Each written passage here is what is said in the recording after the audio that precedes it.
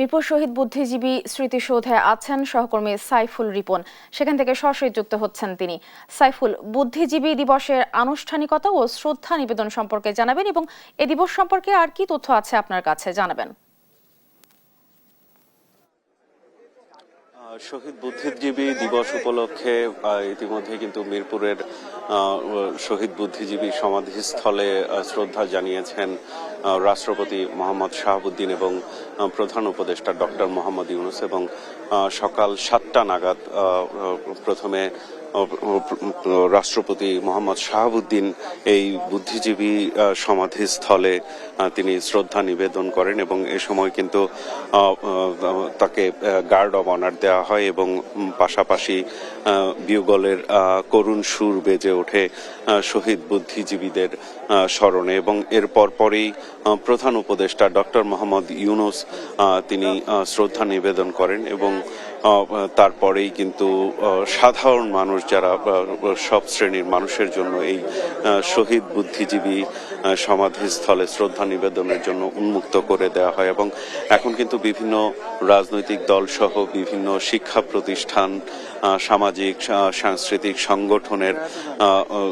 সংগঠনগুলো যারা রয়েছে তারা কিন্তু একে একে আসতে শুরু করেছে এবং তারা এই জাতির যে শ্রেষ্ঠ সন্তান যারা এই বিজয়ের মাত্র 2 দিন আগে যেই নারকীয় হত্যাকাণ্ডের মধ্য দিয়ে তাদেরকে হত্যা করা হয়েছে তাদের স্মরণ করতে কিন্তু তারা এই সমাধিস্থলে তারা শ্রদ্ধা জানাতে আসছেন। এবং আজকের আনুষ্ঠানিকতা বলতে কিন্তু এখানে যেমন শহীদ বুদ্ধিজীবীদের স্মরণে শ্রদ্ধা নিবেদন করছে সব শ্রেণীর মানুষ, পাশাপাশি রায়ের বাজার বুদ্ধিজীবী বদ্ধভূমি যেটি সেই বদ্ধভূমিতেও কিন্তু আজকে নানা আয়োজন রয়েছে এবং সেখানেও সর্বসাধারণ শ্রদ্ধা নিবেদন করছেন এবং জাতির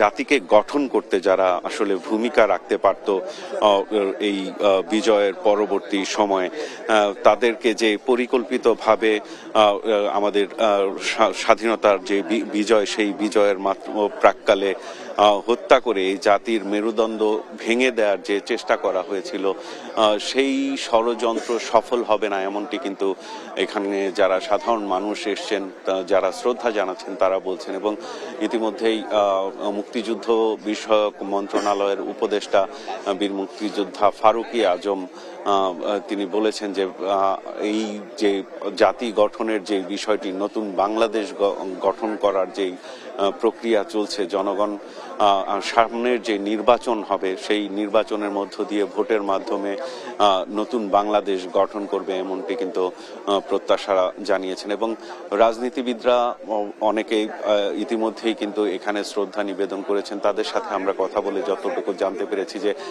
মুক্তিযুদ্ধ নিয়ে যেই ধরনের বিষয়গুলো তৈরি করা হয়েছিল পরিকল্পিতভাবে সেই বিকৃত ইতিহাস থেকে নতুন প্রজন্ম যাতে সত্যিকারের ইতিহাসটা জানতে পারে, সেই ইতিহাসকে জেনে সামনে বাংলাদেশকে এগিয়ে নিতে পারে, সেই ব্যবস্থা রাষ্ট্র করবে, সেই সত্য উপস্থাপনের যেই বিষয়টি সেটি যেন নিশ্চিত করা হয় এমনটি কিন্তু রাজনৈতিক দলের পক্ষ থেকে জানানো হয়েছে। এবং তারা যেটি বলছেন যে মুক্তিযুদ্ধের ইতিহাসের সত্য মানুষের সামনে তুলে ধরতে পারলে, নতুন প্রজন্মের সামনে তুলে ধরতে পারলে তারা এই বাংলাদেশকে নতুন করে গঠন করতে পারবে এবং সঠিক পথে পরিচালিত করতে পারবে।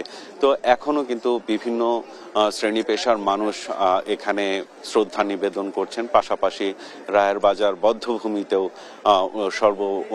সব শ্রেণী পেশার মানুষ সেখানে শ্রদ্ধা নিবেদন করছেন। এই ছিল আমার কাছে এখানকার সর্বশেষ পরিস্থিতি।